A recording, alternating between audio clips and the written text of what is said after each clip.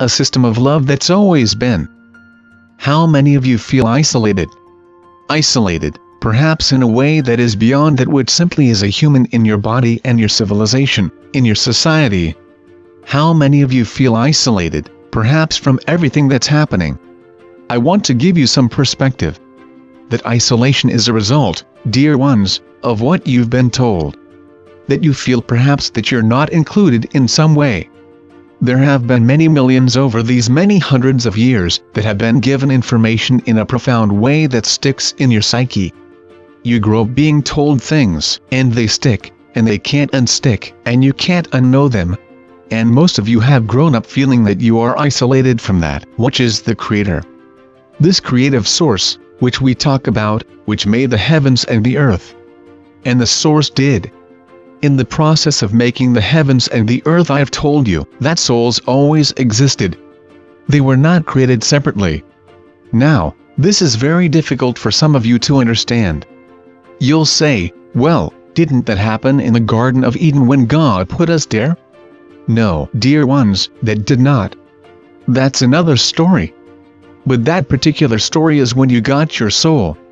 When the human race itself got that soul, which is eternal. That soul existed. Always did. That soul existed before there was time. If I said, it always was and always will be, you have trouble with that. Just in general, humans in general, look at everything linearly. Everything must have a start, a beginning, everything. And everything that you look at is as simple as a piece of string. It has a beginning and an end. It has to, and the string has a length. It has to as well.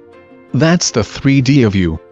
But if we say to you in a multidimensional world, when you speak of the things of God, that there is no beginning, how does that make you feel?